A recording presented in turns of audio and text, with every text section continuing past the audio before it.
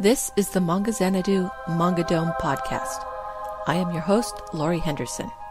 Join me on this journey into the world of manga, where a river of reviews flow through caverns of commentary down into the latest news. Welcome to the Manga Dome.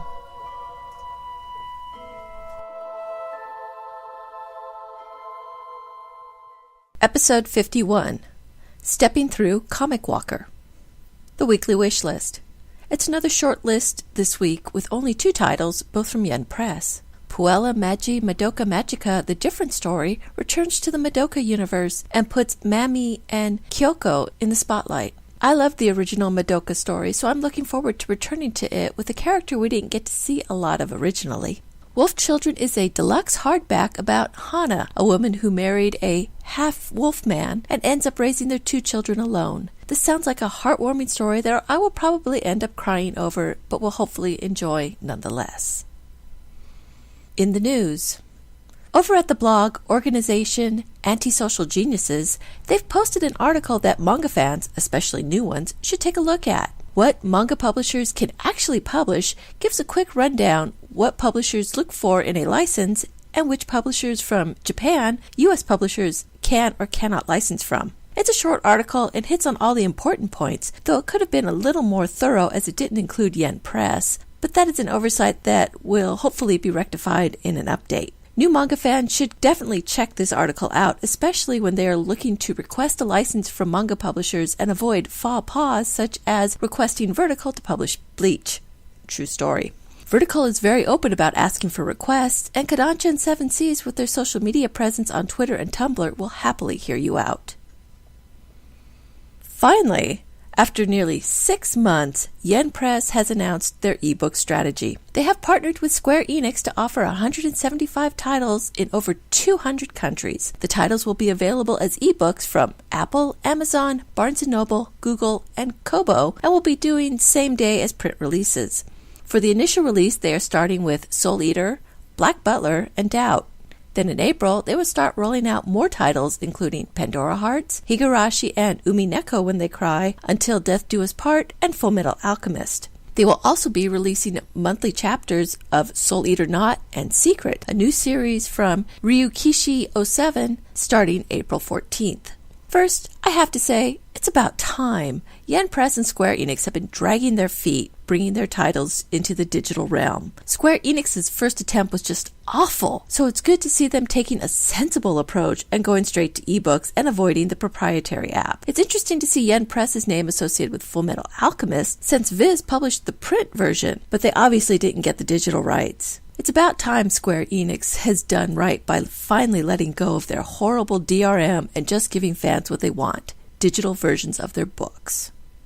Vertical has announced 2 more titles that are going digital. Knights of Sidonia and Chi's Sweet Home are both ongoing titles with Vertical and are both critically acclaimed and bestsellers. Knights of Sidonia was named on the Young Adult Library Services Association's 2014 Great Graphic Novels for Teens list, and with an anime to premiere this year, it's sure to get hotter. Chi's Sweet Home has been a big hit for Vertical, and with the added formats of Kindle, Nook, iTunes, and very soon to be added Google, it's sure to only get bigger.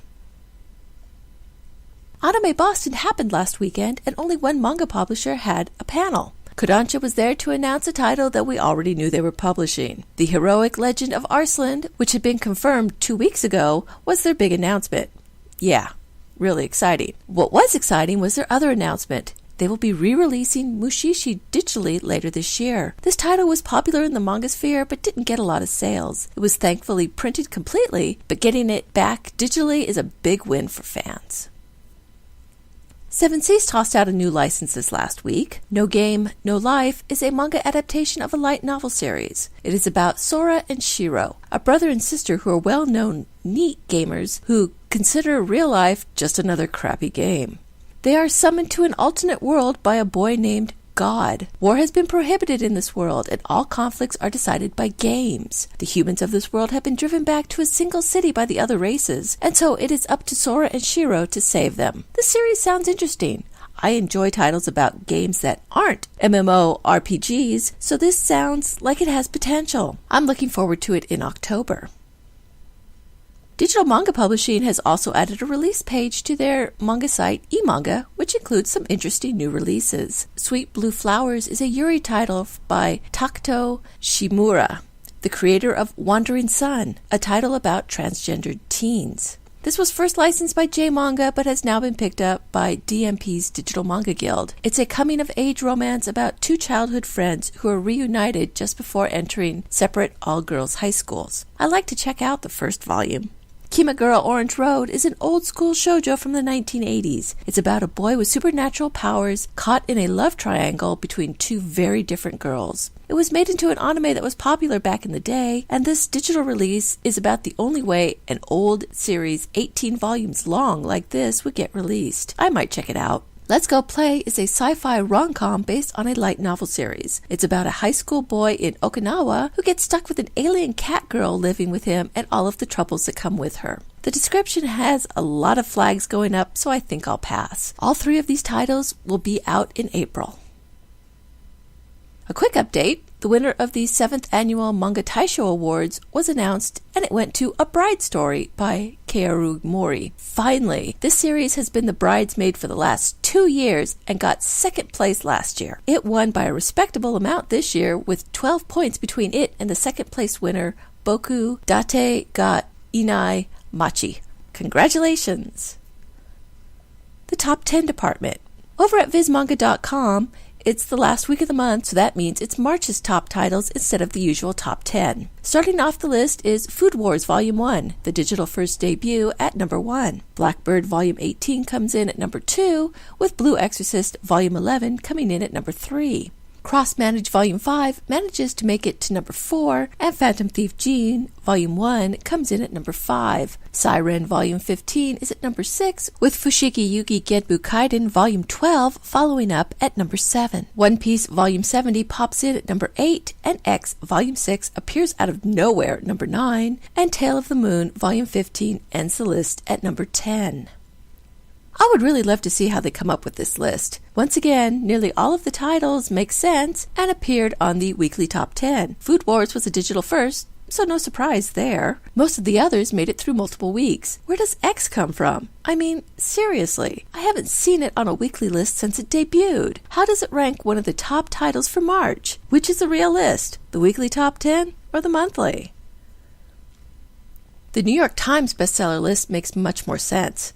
How's that for scary? For the week ending March 22nd, 2014, the top title remains unchanged. Attack on Titan Before the Fall Volume 1 stays at number 1. Attack on Titan Volume 1 moves up 4 to number 2 and is joined by Attack on Titan Volume 2 at number 3. Nisekoi Volume 2 falls back 1 to number 4, while UQ Holder Volume 1, the new Ken Akamatsu series, debuts at number 5. Attack on Titan Volume 10 returns at number 6, while Alice in the Country of Clover, March Hare, debuts at number 7. Attack on Titan Junior High Volume 1, a spoof of the original series, debuts at number 8. March Story Volume 5 debuts at number 9, and Blue Exorcist Volume 11 falls back 6 to end the list at number 10.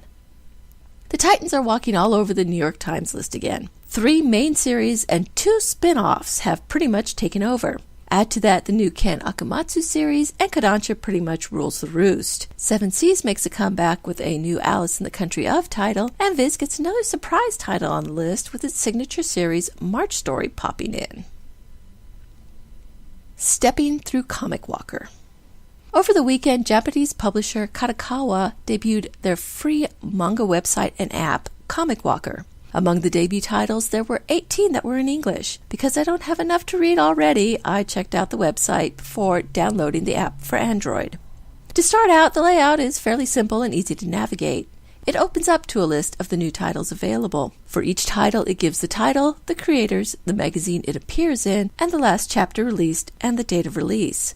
There is a big red button to read the latest chapter and an equally sized white button to go to the details page for that manga. On the details page, there's a list of available chapters and a blurb about the manga. There's also a notification button that you can turn on and off, but you have to register on the website to be able to use this feature. It will hopefully tell you when a new chapter of these series is available. At the bottom of the app are buttons to quick scroll back to the top of the page, a page for all available titles alphabetically, a magazines page that breaks the titles up by magazine, a ranking page so you can see what titles are rating with readers daily, weekly, and monthly, and finally a My Magazines page, which shows all of the manga you've selected to read, which you can view by read or released. The top of the app is dominated by a rotating gallery of ads.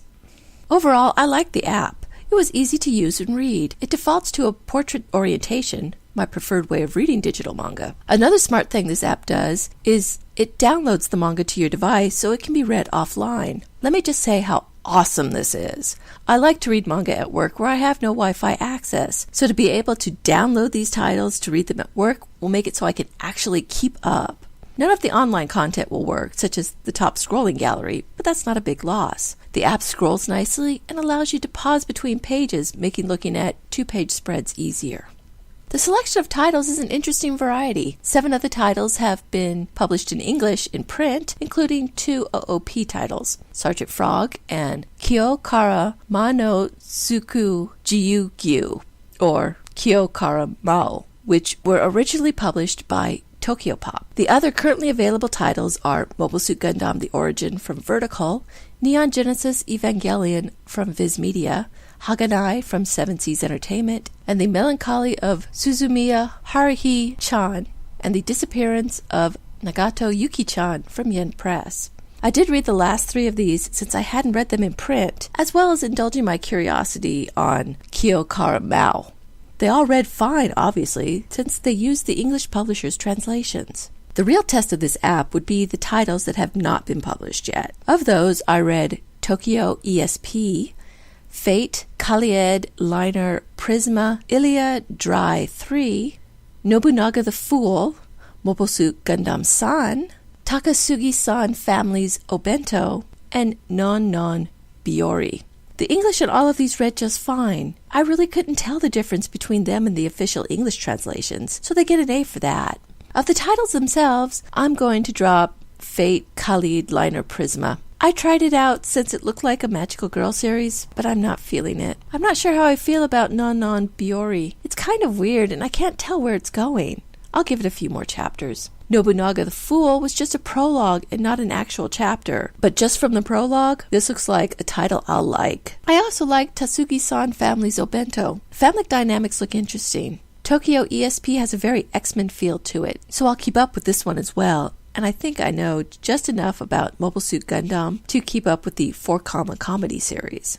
Before preparing for this podcast, the app only had 18 titles. As I started to prepare for it, 2 new titles showed up. The aforementioned Disappearance of Nagato Yuki-chan and 703X, a previously unreleased title about high school kids competing in quiz shows. This was a nice surprise, and I hope they keep adding titles like this, a few at a time, so there is time to check out and sample them.